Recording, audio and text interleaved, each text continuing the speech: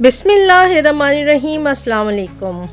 19 जनवरी 2025 मराकश कश्ती हादसा। FIA एहलकारों ने मुतासरीन की एयरपोर्ट पर मुबैना क्लियरेंस की। मराकश कश्ती हादसे के तनाजुर में तहकीकात जारी हैं। फेडरल इन्वेस्टिगेशन एजेंसी FIA के 20 एहलकारों के खिलाफ तहकीकात शुरू कर दी गई हैं। FIA का कहना है कि एहलकारों ने कश्ती हादसे के मुतासरीन की एयरपोर्ट पर मुबैना क्लियरेंस की थी। फैसलाबाद एयरपोर्ट पर तैनात 8 एहलकारों के खिलाफ तहकीकात शुरू कर दी गई हैं। तहकीकात की जद में आने वाले 6 एहलकार कराची एयरपोर्ट पर तैनात हैं। लाहौर एयरपोर्ट पर तैनात 6 एहलकारों के खिलाफ भी तहकीकात शुरू की गई हैं। तुर्किया और लीबिया के बाद मोरितानिया इंसानी स्मगलिंग का तीसरा और नया रूट है।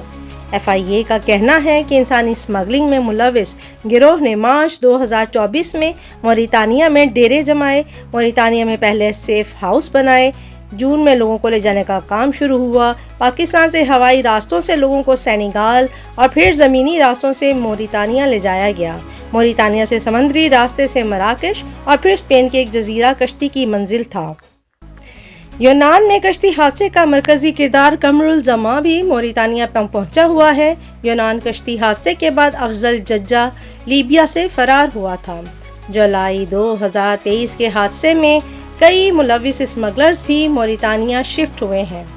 FIA का कहना है कि मोरितानिया के सेफ हाउसेस में अभी कई पाकिस्तानी मौजूद हैं। मोरितानिया में मौजूद बाकी पाकिस्तानी भी मराकश रूट से स्पेन पहुंचना चाहते हैं।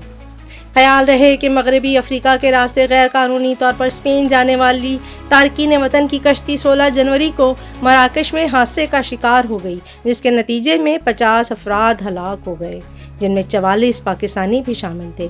मराकशी हुकाम का कहना था कि कश्ती से 36 अफराद को बचाया गया, जो 2 जनवरी को अफ्रीकी मुल्क मोरितानिया से रवाना हुई थी, और इसमें 86 तारकीन वतन सवार थे, जिनमें 66 पाकिस्तानी भी शामिल थे। वर्सा ने इंसानी स्मगलरों पर कत्ल करने का इल्ज़ाम आयद किया है और कहा है कि मरने वाले 12 नौजवान गुजरात के रिहायशी थे, जो 4 माह कबल यूरोप के लिए रवाना हुए। कश्ती 2 जनवरी को रवाना हुई। पैसे ना मिलने पर कश्ती को समंदर में खड़ा कर दिया गया और इंसानी स्मगलरों ने मज़ीद पैसों का मुतालबा किया।